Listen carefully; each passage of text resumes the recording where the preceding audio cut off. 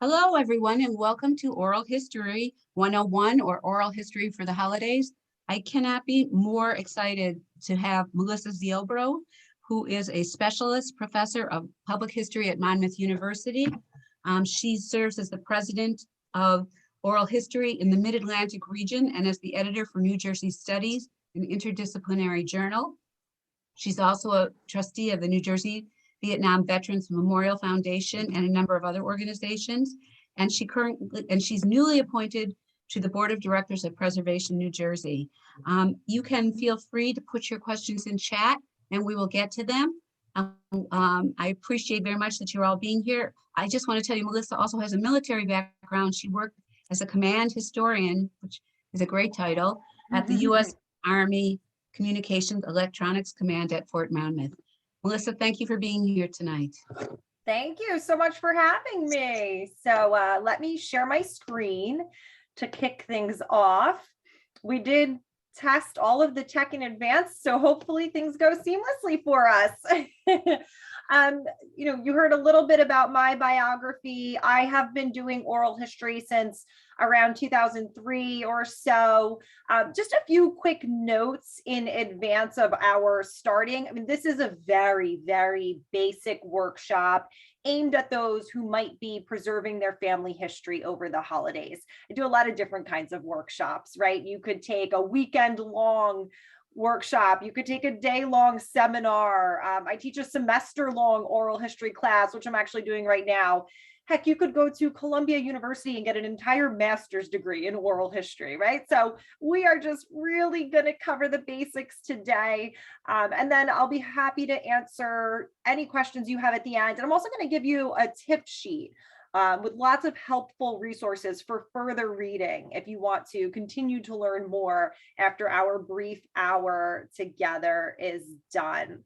I'd also like to know, there are things that oral historians do differently, as there are in any field of study, right? As we'll discuss, some oral historians really like video interviews, some really like audio, right? And so there's a lot of variety in the work that you'll see out there, but with some core principles and best practices, you can learn to navigate that successfully on your own and really capture valuable stories for your family and for the greater historical record. So just a little bit about our agenda today. I've got to use my 1 hour wisely. We'll just briefly define oral history, right? What does that term even mean? We'll look at a very brief history of oral history. We'll explore some existing oral history collections so you can get a feel for what's out there and some inspiration on how you might want to do your own interviewing. And then we will dive in and start looking at best practices, procedures, and resources. And then, as I noted, of course, I'm happy to take your questions. So, all right, let's dive in. What is oral history? As far as oral historians are concerned, at least, oral history has a very specific definition. It's not just any verbal testimony, and doing oral history is not quite as simple as just hitting record and getting someone to talk, as some people might think. According to the Oral History Association, which is the premier oral history organization, professional development organization in the United States, oral history is a field of study and a method of gathering, preserving, and then making accessible the voices of people, communities, and participants in past events. Oral history is both the oldest form of historical inquiry, really predating the written word, and also one of the most modern, because as we'll see, oral historians are really harnessing digital technologies to make doing the work easier than ever before. In his book, Doing Oral History, Don Ritchie, who is like a rock star amongst oral historians, this is a wonderful, simple soup to nuts book for anyone who's going to be embarking on doing oral history. But Don Ritchie in his book explains, oral history collects memories and personal commentaries of historical significance through recorded interviews. And that's key, right? Oral histories are recorded. An oral history interview generally consists of a well-prepared interviewer, right? Because if you're prepared, you're going to elicit the best stories, recording their exchange with an interviewee, often called a narrator, as it kind of gives the interviewee a little more power in the situation, right? So that term narrator is often used, and recording the exchange in audio or video format. Recordings of the interview are then transcribed, summarized, or indexed and placed in a library or archives. We'll talk a little bit today about how if you are recording your own family histories, you might just keep them for your own personal family archive, or in some cases, you might want to donate them to an existing oral history collection where those stories can become a part of the broader historical record. Okay, so oral history involves people knowingly sitting down to create a record for the future, and that interaction being recorded. So oral history does not include random taping like Nixon's White House tapes. It does not refer to recorded speeches, wiretapping, personal diaries on tape, other sound recordings. Those all have a place in the historical record, but those are not oral history. At its heart, oral history is really a conversation, right? The primary goal here is to have a conversation about stories that are important to someone, that shed light on the past. We live in an age where things like podcasts proliferate, and there's all these snappy TikTok videos, right? And a lot of digital content is made for clicks, right? It's made to try to go viral. That's not oral history. It's long form, it's thoughtful. We're not doing multiple takes. We're not editing, trying to get it right. We're recording these extended conversations. So that's a little bit about the formal modern definition of oral history. But, I should, of course, note that oral history used kind of colloquially has been in vogue since time immemorial, right? Predating the written word. This was how families, people, cultures passed their history and heritage down, was via the spoken word. And so, a little later in tonight's talk, we'll discuss the viability, the trustworthiness of oral history. And I'll refer back to this, right? The idea that oral testimony generally, spoken tradition, oral tradition, has been used, for centuries and centuries. Let's talk a little bit about the history of the modern practice of oral history, though. Perhaps the earliest kind of formal oral histories here in the United States date back to the FDR administration, right? Think back to all of the alphabet soup agencies of the New Deal that were intended to put Americans back to work, right? And it wasn't just about building roads and building bridges. You had people out there painting murals. Well, you also had people out there conducting oral history interviews with Americans who had been enslaved, right? And now here we are, all of these decades later, seeking through the Federal Writers Project to record and preserve their stories, which would have traditionally been left out of the historical record. And so you can see here the landing page for the Library of Congress Slave Narratives Project.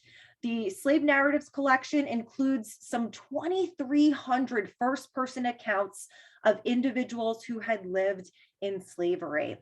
In a longer workshop, I would play some excerpts from these incredibly moving oral history interviews for you. For now, I'm just kind of showing you the landing page, telling you a little bit about the project. And in that tip sheet that I will give you at the end of tonight's talk, I'll include the link so you can go look at this later if you'd like. So this is an obviously incredibly important project, again, recording these perspectives that otherwise would have been left out of the historical record. I should note, this is interesting, you always want to be considerate, and this may not be an issue for those of you who are recording family histories, but you always want to be thoughtful about the power dynamics in an oral history interview. In this particular case, right, there are a lot of historians who have concerns about the fact that it was often white men from the government who were interviewing these formerly enslaved persons, and would they have felt comfortable telling true and unfiltered stories, or would there have been an imbalance of power that would have caused the previously enslaved people to kind of couch their narratives, right? So it's interesting to think about how power dynamics might impact oral history interviews. As we fast forward a little bit in our mini timeline of the history of oral history, we get up to World War II. There's an American gentleman by the name of Forrest Pogue, who is really considered a pioneer in the field of oral history. He deploys to Europe and conducts interviews with soldiers in the field. So the extensive use of oral histories during the war lead to its widespread acceptance by the US Army even after 1945. And because of the active campaigning of wartime oral history practitioners, such as Forrest Pogue, who you're seeing here, the wider community of academic historians increasingly embraces the practice of oral history as we come into the 60s and 70s. But historians generally consider the formal, modern practice of oral history to begin with the work of a man named Alan Nevins at Columbia University in the post-World War II years. Nevins is really the first to initiate a systematic and disciplined effort to record on tape, because there's tape then, right?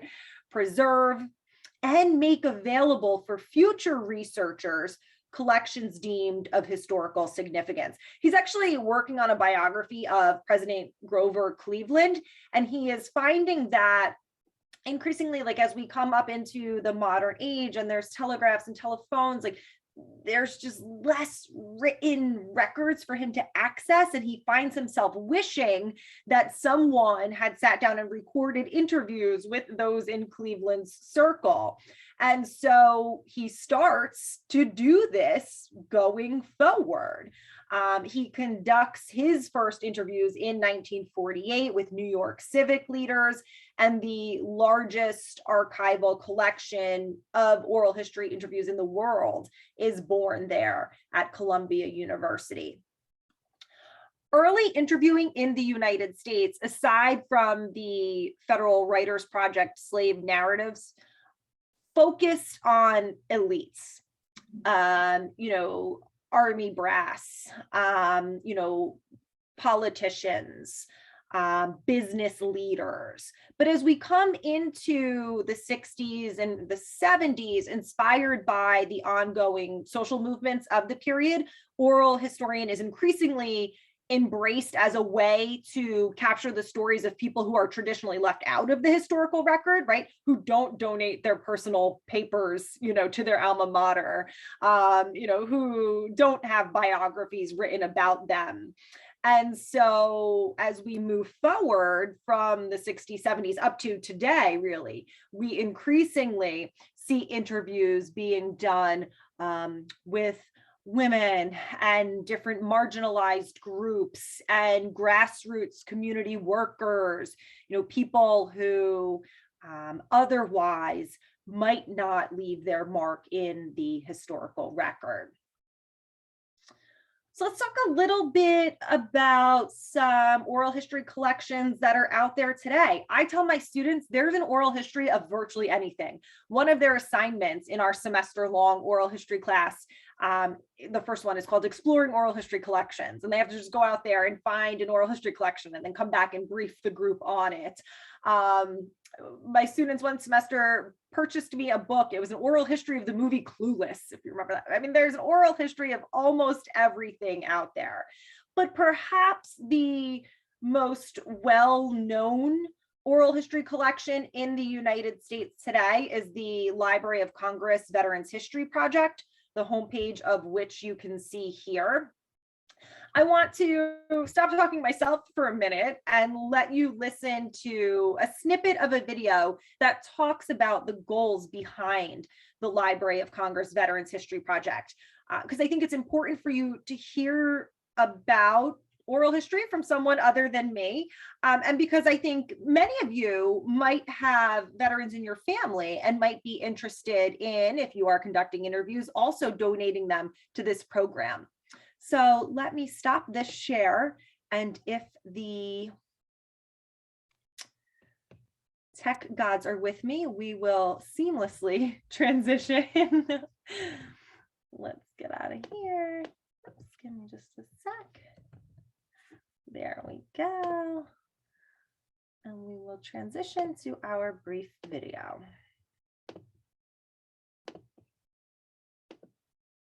Okay. You interviews from the Veterans History Project at the It's Library going to be of Congress. about 5 minutes. You'll hear from members of Congress who've served in the military, including Senator John McCain and Representative Sam Johnson, both of whom served as honorary pallbearers at Admiral Stockdale's funeral you just watched.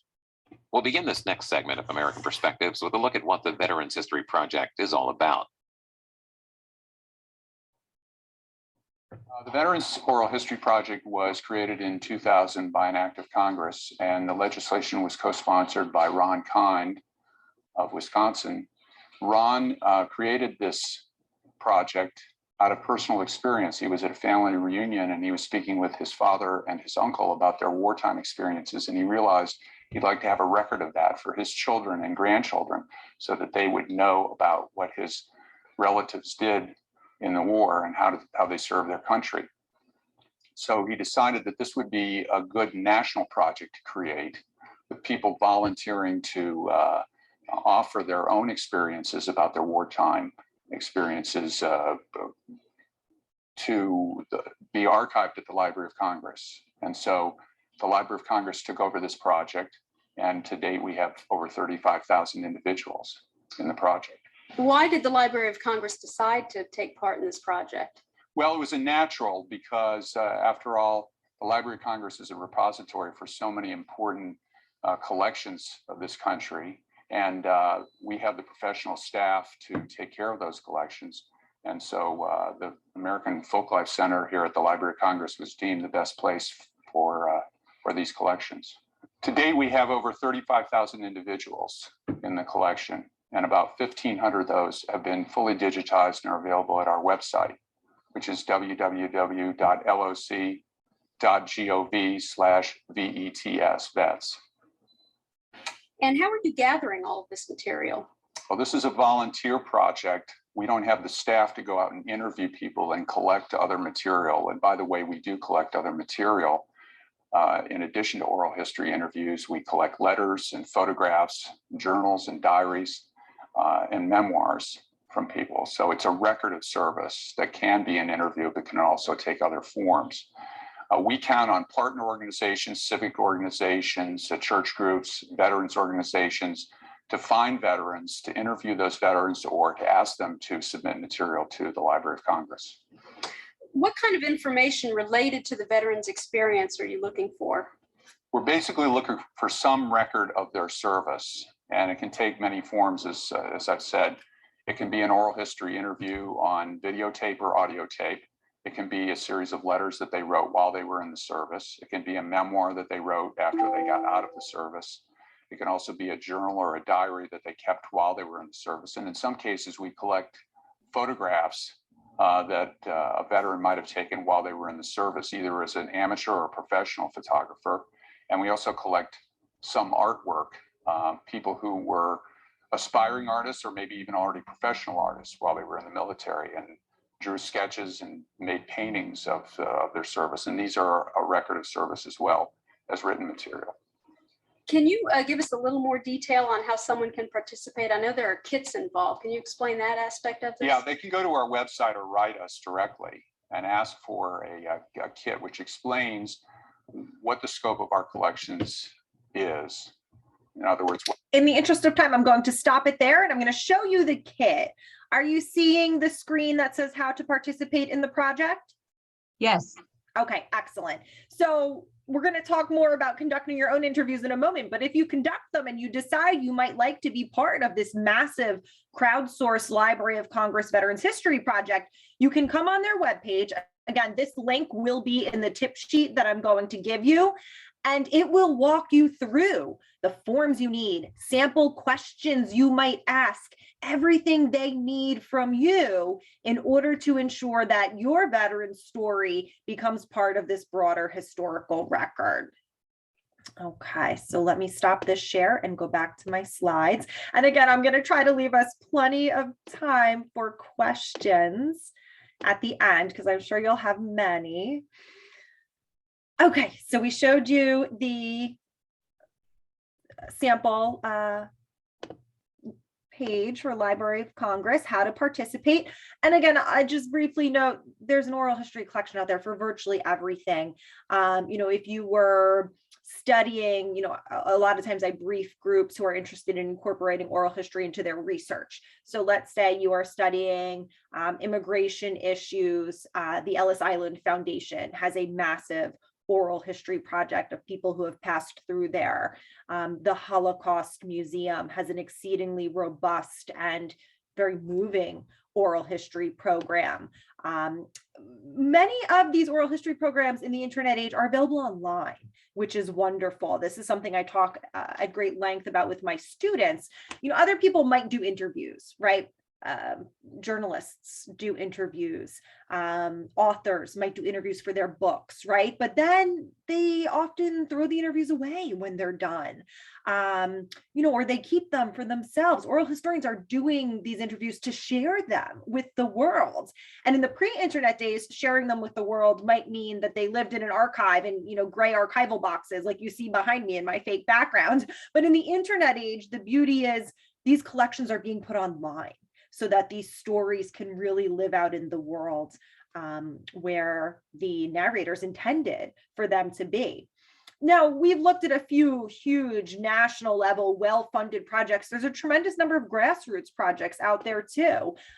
This is the landing page for my Superstorm Sandy oral history project. I currently have a 9/11 20th anniversary oral history project ongoing. So your own towns might have, or counties might have, oral history projects going that you may be interested in collaborating with or sharing your recorded family histories with. So just do a little Googling and see what's out there, where you might find a good home for your interviews. I think you'll be surprised that there are plenty of options for you.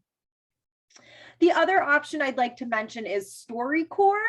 Now, StoryCorps, there are some who call this like a commercialized oral history. I'm all for it. I think it's wonderful. StoryCorps is an organization that, again, empowers citizen oral historians like all of you to just go out and do your own interviewing work. This is just the second of two videos that I want to show you, because I want to make sure that you're very familiar with StoryCorps and that you have a good idea of how you might work with them with your interviews if you choose to do it. So let me show you just our last brief video. Do you see StoryCorps on the screen? Yes. Excellent, thank you.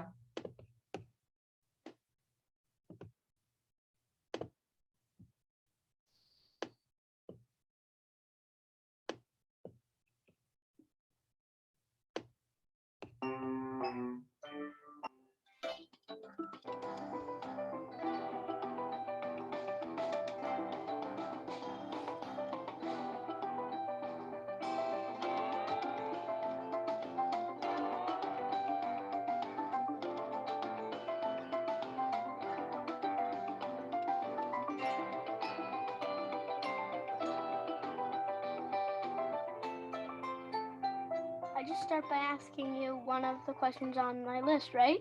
Anything you want. Okay. So what were you like as a kid? I was pretty weird. I didn't want to do anything but watch TV.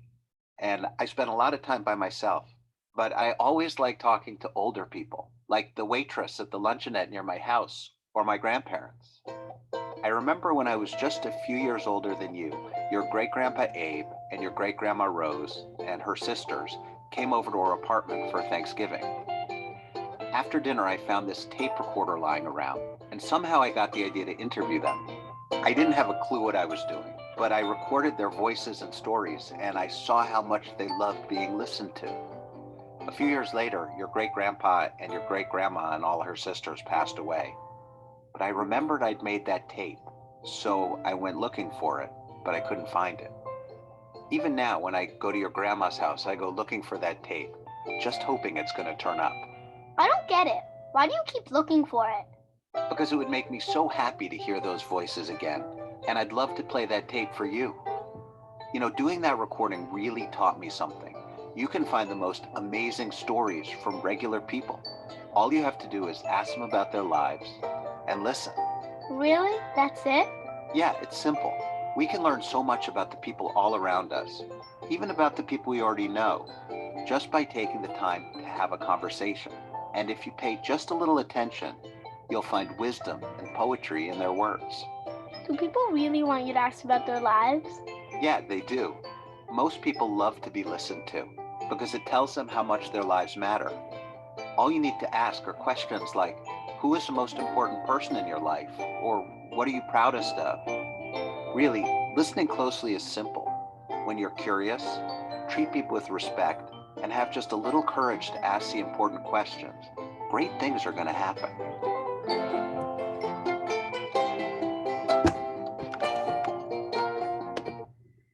Got my ring light blinding me here. Okay, let me get back to my slides. Okay, so that's a little bit about StoryCorps. StoryCorps has physical booths set up in different locations around the country, but they also have an app. And I'll give the link in the tip sheet I'm going to give you. So you could actually record your interview right through their app and share it with that repository. So we've talked a little bit about the definition of oral history. We've looked a little bit at its history. We've looked at some existing oral history collections. Let's now dive into the nuts and bolts of doing an oral history interview. You know, I said earlier, it's not as simple as just sitting down and hitting record. Well, yes, you could do that, right? But having some advice on what apps to use, whether to use audio or video, how to devise your questions will just help create a stronger, more valuable, more memorable product or keepsake. Okay, so let's say you're deciding who you're going to interview. A lot of times I give this training or a similar one to like local historical societies and things like that who are about to embark on community history projects. But let's say you're doing your family, right? Think about who you're going to be seeing over the holidays. Will you be seeing loved ones that you normally don't? Will you be seeing elderly family members? I am so guilty. We lost my grandmother last March to COVID, and I had never sat her down and interviewed her, right? So think about who you might want to interview. Give special consideration to the elderly, to people who are ill, right? Not to be morbid, but you want to capture these stories before they can no longer be told. Unfortunately, you know, time is precious. We don't have our loved ones forever.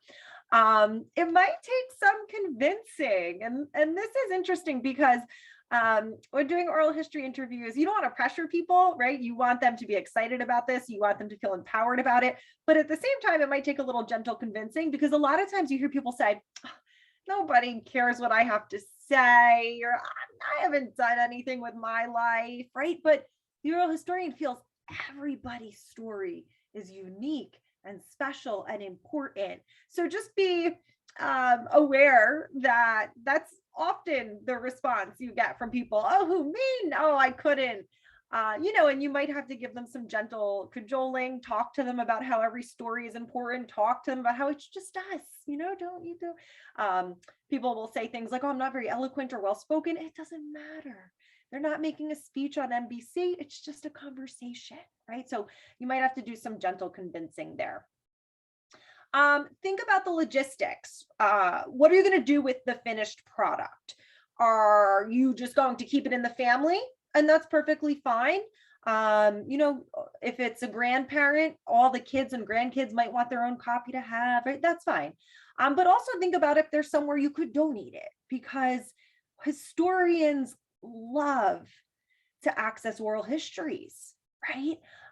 In my own work, you know, I have a book chapter coming out soon, just like give you an example. I have a book chapter coming out soon where my co-author and I accessed dozens of female veterans interviews from the Library of Congress Veterans History Project. And we write about women soldiers as public intellectuals. I mean, so the historians want this, right? We want to know what life was like in the past. So consider if you might donate to an existing project like the Veterans History Project or your local historical society, or, you know, the interviewee's alma mater. Just, you know, be a little thoughtful about that. And if you want to just keep it in your family, that's fine too. Think about how long the interview will be. You know, a lot of it will depend on the logistics. General rule of thumb, I like to keep interviews to no more than an hour. Some oral historians will say 2 is okay, but any longer than that and people start to get tired, you know, their answers become a little cursory because they're done. They've got to go to the bathroom, they need a nap, their throat hurts. So keep that interview to 1 to 2 hours tops. If you need more time than that, sometimes you schedule more sessions, right? But the session should be no longer than an hour or 2. A question that comes up a lot is like, how much is this going to cost? It doesn't have to cost a lot at all. Most people are walking around with a smartphone in their pocket, and quite frankly, you can get really good quality audio and video from your smartphone. Or a lot of oral historians actually are using Zoom on the computer and recording the Zoom. And the audio quality is sufficient. You do not have to invest a tremendous amount of money or any money in fancy recording equipment, external microphones, etc. Some big organizations, you know, they have money and they do that. Some big organizations might essentially have a film crew come in, you know, and set up lights, camera, action to record people. I actually, even if the money is available, don't like that, because I think that formalizes the process too much and leaves the narrator so self-conscious they can't relax. Quite frankly, I think just something as simple as a phone sitting on the table, you know, people can almost forget it's there and just get wrapped up in the storytelling. They're not worried about, is my posture good? Do I have a stray hair? Am I making a silly face? Right? So doing oral history work does not have to be expensive. Should you do group interviews, right? If it's the holidays and you've got a bunch of people together in one spot, should you just do a big old group interview? This is generally not preferred for a couple of reasons. If it is an audio only interview versus a video interview, it can be hard to tell who's talking. You know, people start talking over one another. Also, you want to avoid groupthink, because people start to conflate memories, or, you know, think, oh yeah, sure, I guess that's how it happened, right? So if all you can do is a group interview, okay, right? We make do with what we can, but it's not preferred. What kind of forms will you need? So if you know that this is just going to be something that lives in your family, then you probably don't need consent or release forms or anything like that, right? But if you are going to be donating this to the Veterans History Project, well, they have a release form they want you to use, right? So just be thoughtful about that in advance. This is why I've encouraged you to think about what you might want to do with the interview. And then they might want some release forms filled out to say that both parties consented to the recording, etc. When you're thinking about where to do the interview, try to find a quiet, distraction-free place. Again, that might be difficult if it's, you know, the middle of your Hanukkah celebrations or something like, but try to find a quiet, distraction-free space so that the narrator can think clearly, right? So their train of thought is not constantly interrupted. And so there's not a lot of extraneous background noise. You know, you do the best you can. If this is not happening at like Christmas dinner, if it's happening, if you're scheduling this at a mutually agreeable time that's not directly related to the holiday, you might think about whether you want to do it on the narrator's turf or yours. Like, where can you control the logistics? You know, for example, is somebody's wife going to be yelling in the background? Is their phone going to be ringing? Is their dog going to be barking? Right. So you think about the logistics, but also think about where you will both be the most comfortable. Okay. So just put some thought into where you're going to do the interview. As far as recording equipment goes, as I said, you know, you really if you don't have a camera, if you don't have, a handheld digital recording device, you can use your phone. Most of the phones have a built-in recorder that you can use. Or I like the app called RecUp, RECUP. You record in RecUp. It used to be free. I think it's like $3 now. You record in RecUp and then it automatically uploads to Dropbox, which is nice because then you have your interview living on the cloud. You could also, as I noted earlier, do it via Zoom if you're not going to be, co-located with the person. As I noted, StoryCorps has the app you can avail yourself of. So, it doesn't have to be scary. It doesn't have to be expensive, the tech. I'm not sure if I have this coming on a later slide, but I'll mention it now. I've kind of referenced this briefly a couple times. Should you do audio or should you do video? Again, oral historians are kind of torn on this. I always pre-pandemic liked audio only. I felt people were just more at ease when they weren't worrying about what they looked like. And, you could almost forget the recorder was there. Now in pandemic times, I've been doing a lot of interviews via Zoom. So, I mean, there's been video involved. Arguments for doing a video interview are that it's nice to actually see the person, see their mannerisms. You can see their emotion a little more than if you're trying to interpret that via just their tone of voice on audio. I do always suggest, if possible, you have 2 recording devices going at once, just in case one fails. It's rare, but it happens. So if at all possible, just try to have 2 recording devices going. As I noted, you really don't need external mics. I'm getting tremendous audio quality via both Zoom and my phone these days. So pre-interview planning. Again, a lot of this guidance goes to like local historical societies and such, but even for you, even if it is a family member, don't just like spring it on them over the turkey at Christmas. Plan this out in advance, right? Make sure you thoroughly brief them on what you intend to do. This is what oral history is. This is why it has value. I would be so honored to record your story because XYZ. And I'd like to keep it in our family archive or donate it to Veterans History Project. Like, give them that info in advance, even though they're a family member. Give them that courtesy that you would to a stranger also. And make sure they have time to really think about it, because this is personal. You're asking them to, reflect on their life and their experiences. It's personal. You want them to really have had time to think about it cautiously, thoughtfully. You might want to, depending how well you know the person, do a pre-interview questionnaire or have a pre-interview meeting, right? Like I used the example of my grandmother before. I know that there was a point in her life when she lived in an orphanage, right? So let's say I know that in my interview, I want to talk to her a little more about that. Well, I might want to get a little, what was the name of the orphanage, Gigi, right?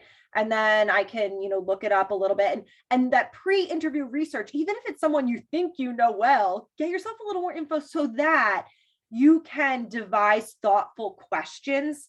Even if it's a family member, I encourage you to write your questions out in advance, right? Just because if you don't, you will inevitably be kicking yourself later. Like, oh, I forgot about this in the heat of the moment. And I forgot about this. Like, this process of writing your questions, be thoughtful about it, right? Again, you could just sit down with grandma and hit record and fire away and yeah, it would be fine. But to get the best possible product for your family, for the historical record, really put some thought into it. Let whoever you are interviewing in advance know, is it going to be video? Is it going to be audio only, right? This helps ensure that they fully understand the process and that they are as comfortable as possible.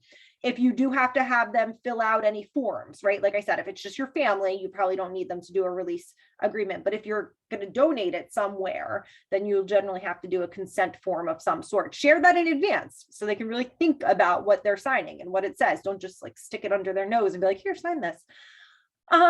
Whenever you're interviewing somebody, it's nice to ask them to bring old pictures related to the time periods you'll be covering, as well as a picture of them now. And you might keep copies of those with the interview, or if you're doing a video interview, you might even kind of show them on the video so that they're part of that video file, that video package. So as I said, you want to put some real thought into your questions, do a little pre-interview research to devise your questions. Creating good questions is an art. Again, you could just fire away, but creating good questions is an art form. You want to ask open-ended questions when doing oral histories. This is not like a police interrogation where you're like, nothing but the facts, ma'am, or yes or no questions, right? It may occasionally be appropriate to ask a clarifying question like, I'm sorry, what year did you say you graduated college? Right? And that elicits a one-word response. But in general, you want to ask open-ended questions. A lot of times I am interviewing someone and they will talk for 20 minutes without me saying a word. And inevitably when they're done, they go, oh my gosh, I'm so sorry, I'm rambling. And I say, no, that's what we want. We want you. This is a platform for you to tell your story, right? So ask open-ended questions. Ask one question at a time, right? You know, don't say, okay, so you went to Monmouth University and you started in 2001 and you lived in Beechwood Hall and you lived with Jenna and you had a meal plan. How'd that work out for you, right? Like ask one question at a time, because you see, like, ever see a White House press briefing and they try to fire off 6 questions at once, like inevitably the person does not know what to answer, right? So ask one open-ended question at a time, and then ask clarifying or follow-up questions as needed. I always tell my students, don't lead the witness, right? I have the example here, you know, what's the difference between asking, do you support a balanced budget to end waste, fraud, and abuse in the government versus do you support a balanced budget, right? Like, don't lead them to what you want them to say. Try to ask, you know, neutral questions that truly allow them to give their own answers. I always recommend starting with something nice and open-ended, like where and when were you born and raised? Okay, it's always good to start at the beginning. It provides context for the interview. It's very low stakes. It kind of gives the person an opportunity to warm up. And then I always like to end by thanking the narrator and saying something along the lines of, is there anything you'd like to add that we haven't covered today? That way you really leave the ball in their court, right? And you let them have the final say. This is a good tip. Oh, you'll have to think about whether or not you want to share the questions in advance. Some people like to do that because it allows the narrator to start thinking about their answers. Others don't want pre-planned answers. You want them to answer authentically on the fly. So, you know, you'll have to navigate that. Think about what you want to do. It's nice if the recording starts with some type of introduction, even if this is just for your family. It's just nice to have that at the beginning to explain who is doing the interviewing, when, where, and why. So this is just an old one I have here. This is Melissa Ziobro, Command Historian, interviewing Major General Randolph P. Strong, Commander, U.S. Army Communications Electronics Lifecycle Management Command. This interview is taking place at Fort Monmouth on 30 June 2010. You know, so that's right on the recording, so that, you know, if this 3 generations later is found in the attic, although not the attic, that's a bad place to store recordings, but you get my drift. You know, if it's found 3 generations later, people know what they're listening to and when and why it was created. Okay. So when it is interview time, make sure your device is fully charged or plugged in, right? You don't want that device dying in the middle of your interview. I always suggest having a hard copy of your questions versus trying to juggle devices. Have your release form in hard copy if you need it. Have a hard copy pad and paper to jot down follow-up questions, because even though you devise thoughtful questions in advance, you want to ask follow-up questions as needed. You record your intro. You know, I always tell people, be flexible. Your question list is not set in stone. Maybe you don't get to them all before your person tires out. You got to ask those good follow-up questions, right? So be flexible. this is a really hard one for a lot of people. Is just be an active listener, right? So eye contact, the nodding, the smiling, be an active listener, but don't interrupt to interject your own stories. Just really be careful not to cut them off, okay? Even when you think someone has finished speaking, has finished their train of thought, let a couple beats of silence go by. And that can be awkward. I think especially for my students, it can be awkward. We always want to rush in and fill the void. We don't like silence. But often if you let a couple beats go by, the person will start up again. So, don't interrupt and don't fear silence. As I said, ask good follow-up questions, ask your interviewees if there's anything they'd like to add. And then of course, at the end, thank them for their time. At the end, you ideally want your interview to live in more than one place, okay? Just in case, your computer crashes, your hard drive gets fried, whatever, right? You want it to live in more than one place. So maybe that means on the cloud and on your hard drive, or on a thumb drive and on a DVD, right? Just, it's nice to have backup copies. You might also want to keep copies for yourself. Maybe you're donating it somewhere. Maybe you're getting a copy to the narrator, right? So they have it for themselves. This is something that organizations do more often than families, but transcription is really valuable, right? It's very labor intensive. It takes roughly 6 to 8 hours to transcribe for the average person, to transcribe an hour of audio verbatim.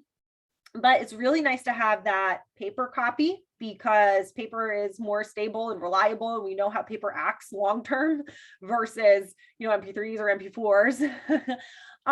And researchers tend to really prefer paper copies, paper transcripts. So just something for you to think about, that's more relevant to museums, historical societies, and the like, but something for you to think about. You could transcribe interviews yourself, or there are companies you can outsource that to. The one that I use is rev.com, and it's $1.25 per minute. And they get your transcript back to you in a day or two, which is tremendous. They send you a Word document, and then that's something you could pass around to the entire family, which is lovely.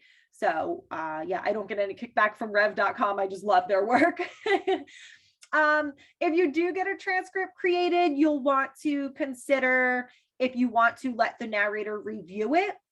The only thing I'd say there is they're supposed to be reviewing it just looking for errors, like was anything misspelled, was a name gotten wrong. They shouldn't go through and completely change it.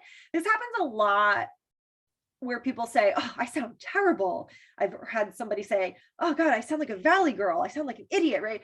But it's going to read like a conversation. It's not a beautiful speech, that somebody wrote and delivered. It's not a monologue in a play. It's a conversation. So it's going to have starts and stops and informal language, and that's fine. So, if you allow your narrator to review a transcript, encourage them not to edit it so it sounds like this perfect monologue. And then, think about the possibilities. You can keep it as a valuable and cherished part of your family archive, and you could also donate it somewhere if appropriate. This is a question that comes up. Can I trust oral history? If people sometimes say well, memories are fallible. People could forget things, misremember things, or they could purposely lie. And I always say, well, yeah, that's true. That's absolutely true. But you know what?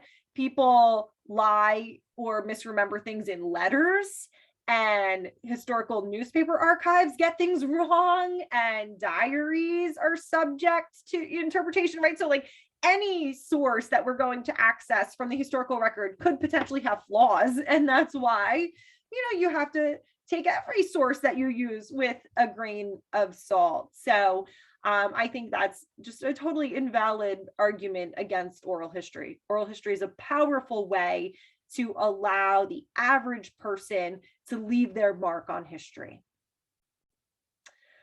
So just for your awareness, there are organizations out there who are, always happy to help budding and citizen oral historians. Oral history in the Mid-Atlantic region is the regional organization that, we noted. I'm currently the president of. The Oral History Association is the national professional development organization, kind of above the regional organizations. These organizations all have websites and tips to help you. There's an oral history listserv where people go and post questions and get advice. There's Don Ritchie's book, which I recommended. There's a ton of books out there. Like I said, you can go to Columbia and get a master's degree in oral history. So obviously there's a lot of books, but Don Ritchie's is a very simple, very easy to read, soup to nuts book for anyone interested in doing oral history. And then this is a great one that's more applicable to like libraries and historical societies who are starting oral history projects, oral history in the law, right? Like what do release forms look like? When do you have to fear libel and slander, etc. So I don't think you'll need that doing family oral history interviews, but just for you to know that that resource is out there. Oh my goodness, I have attempted to cover a tremendous amount of material in a very short time, but I will stop talking and I am happy to answer any questions you might have. And while you look for your unmute buttons, I will drop that tip sheet in the chat for you. I will also send it out to everyone in a follow-up note, so don't worry about getting it now. Okay. As long as I have your email, I'll do that. I'm going to stop the recording so we can ask questions. And, Okay. and here we go. Let's see, stop. Sorry.